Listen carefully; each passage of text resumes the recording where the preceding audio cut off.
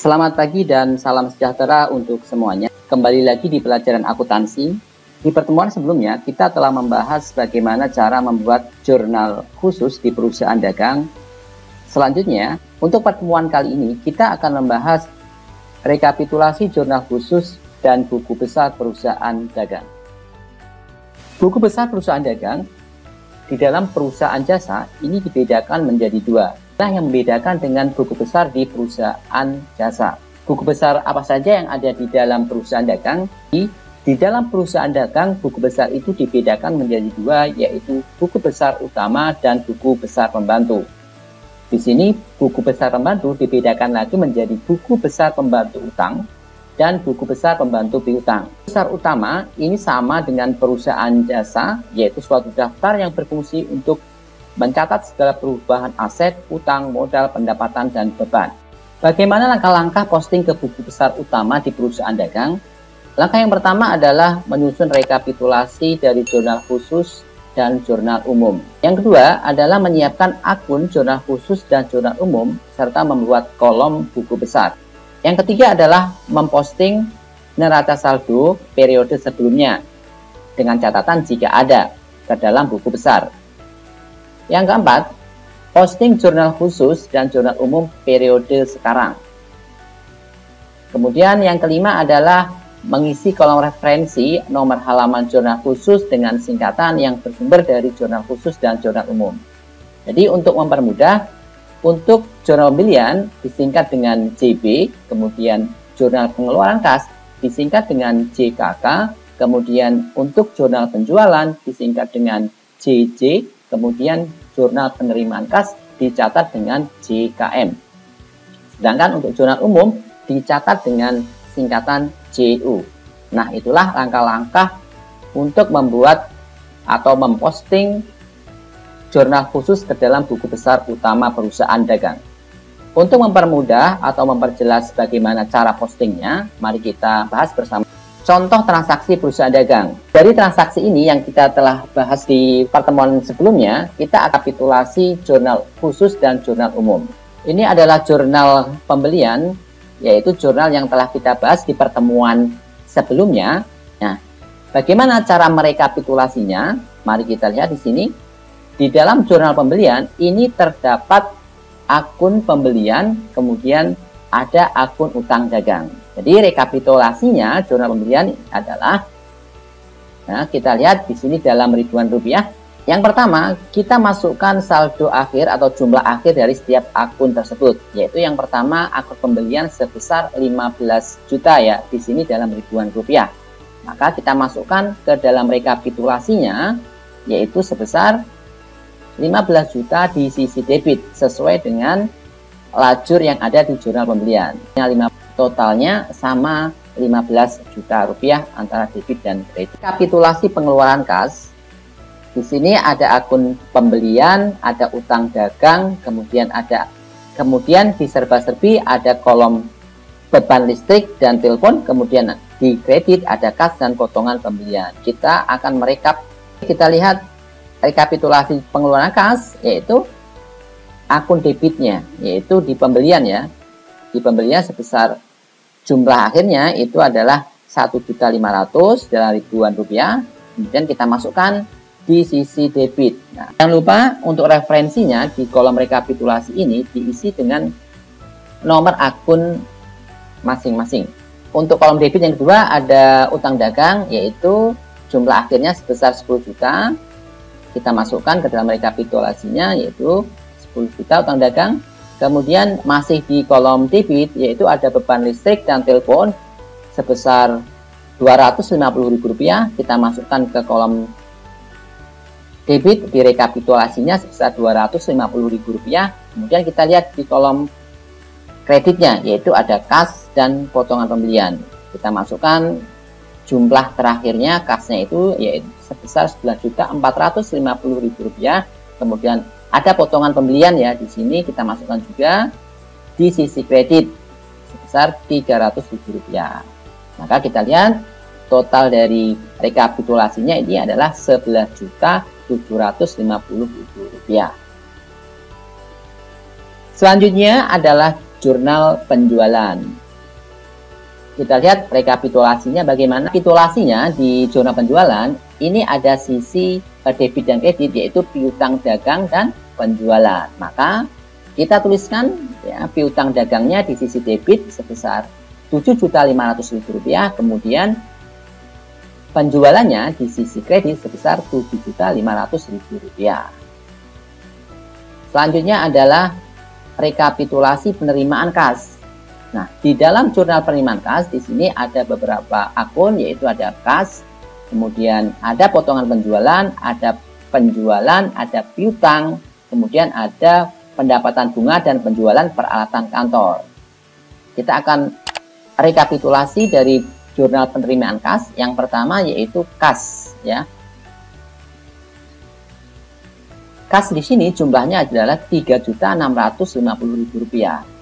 Ini kita masukkan ke dalam jurnal penerimaan kas, yaitu sebesar Rp3.650.000. Kemudian untuk penjualannya, nah, di penerimaan kas itu sebesar 1 juta. Ya, ini kita masukkan di sini di sisi kredit. Kemudian ada piutang dagangnya sebesar 2 juta. Kita masukkan di sisi kredit piutang dagang. Kemudian masih di kredit ada kolom serba-serbi, yaitu pendapatan bunga sebesar Rp150.000. Kemudian ada penjualan peralatan kantor itu sebesar Rp500.000. Kita masukkan juga di sisi kredit. Maka kita jumlahkan antara debit dan kredit, yaitu sebesar Rp3.650.000 di sini balance atau imbang. Kemudian rekapitulasi jurnal umum. Nah, di jurnal umum ini ada retur penjualan dan piutang dagang nih. Bagaimana cara rekapitulasinya? Kita lihat. Nah, kita masukkan yang pertama akun retur penjualan dan potongan harga ya sebesar Rp500.000 di sini di sisi debit. Kemudian piutang dagangnya ya di sisi kredit sebesar Rp500.000. Itulah langkah pertama yang dilakukan untuk membuat atau posting ke dalam buku besar utama perusahaan dagang. Nah, bagaimana cara posting ke buku besar utamanya? Mari kita lihat. Dari rekapitulasi yang telah kita bahas tadi, kita akan posting ke dalam buku besar. Sebelumnya ada neraca saldo, maka untuk kas ini ditulis dulu keterangan yang pertama adalah saldo, yaitu berapa nominalnya, barulah nanti di bawahnya adalah posting transaksi yang bulan sekarang. Membuat buku besar kas, jadi sesuai urutan ya, harta, utang, dan modal ya. Ini harus berurutan sesuai nomor akunnya, jadi dimulai dengan kas yaitu kodenya 11 ya. Jadi di transaksi ini tidak ada neraca saldo di bulan sebelumnya atau periode sebelumnya, maka kita langsung post ya di sini. Untuk kasnya yaitu keterangannya kita isi posting ya. Yang pertama adalah kita lihat kasnya itu ada di jurnal penerimaan kas atau rekapitulasi penerimaan kas sebesar berapa itu di sisi debit Rp3.650.000. Kita masukkan yaitu Rp3.650.000. Maka saldonya kita sesuaikan di sisi debit sebesar Rp3.650.000. Yang kedua, untuk kasnya ini berada di rekapitulasi jurnal pengeluaran kas ya, yaitu sebesar berapa ini? Sebesar Rp11.450.000. Kita masukkan juga di sini. Maka kita tulis keterangan posting, refnya adalah JKK1, artinya jurnal pengeluaran kas ya. Di sini asalnya 1 ini adalah nomor halamannya. Kita masukkan sesuai dengan lajur sesuai ini pengeluaran kasnya tadi, yaitu di sisi kredit sebesar Rp11.450.000. Maka saldonya adalah saldo awalnya tadi Rp3.650.000 karena kebetulan juga di sini untuk pengeluarannya lebih besar, yaitu sebesar Rp11.450.000, maka hasilnya saldo akhirnya ini adalah min Rp7.800.000 atau kurang Rp7.800.000. Yang kedua adalah buku besar piutang dagang ya, kita tulis nomor akunnya 112. Untuk yang pertama, posting yang pertama yaitu berasal dari jurnal penjualan, yaitu kita lihat di rekapitulasi penjualannya ya. Maka kita tulis keterangan posting, kemudian untuk referensinya yaitu JJ1, artinya adalah jurnal penjualan halaman 1. Nah, nominalnya berapa di sini kita lihat. Maka piutang dagangnya kita lihat Rp7.500.000 kita masukkan sesuai dengan lajur debitnya. Ya, di sini Rp7.500.000. Yang kedua adalah jurnal penerimaan kas. Ya, piutang dagang itu ada di jurnal penerimaan kas. Kita tulis keterangan posting, berarti refnya adalah JKM, yaitu jurnal penerimaan kas sebesar berapa. Kita lihat piutangnya berapa, itu 2 juta, kita masukkan ke sisi kredit sesuai dengan kolom di rekapitulasinya 2 juta. Dan terakhir, piutang dagang itu ada di jurnal umum. Kita lihat rekapitulasi jurnal umumnya Bang. Berapa di sini? Nah, di sini di piutang dagangnya jurnal umumnya Rp500.000. Maka kita masukkan juga di sisi kredit sebesar Rp500.000. Saldo akhirnya yaitu sebesar Rp5 juta. Buku besar selanjutnya adalah utang dagang. Untuk buku besar utang dagang ini berasal dari jurnal pembelian dan jurnal pengeluaran kas. Nah, kita lihat di sini yang pertama utang dagangnya, akun utang dagangnya sebesar jumlahnya 15 juta rupiah. Maka kita tulis di sisi kredit sebesar 15 juta rupiah. Kemudian saldo akhirnya di kredit sebesar 15 juta rupiah. Kemudian yang kedua, kita posting dari jurnal pengeluaran kas, yaitu refnya JKK1 sebesar 10 juta rupiah di sisi debit. Maka kita tulis juga di sisi debit. Ya. Maka saldonya, karena tadi di sisi kredit, kemudian posting yang kedua di sisi debit, maka kita kurangkan nih 15 juta dikurangi 10 kali 5 juta. Saldo akhirnya.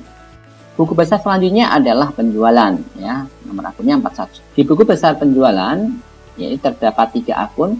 Yang pertama di jurnal penjualan, ya, kita lihat penjualannya berapa, sebesar Rp7.500.000 di sisi kredit kita masukkan.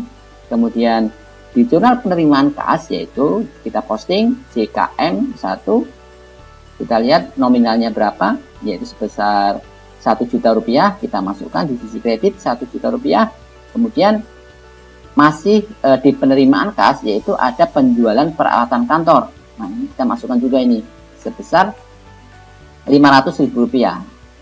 Oke, maka bisa kita lihat di sini saldo akhirnya sebesar Rp9 juta.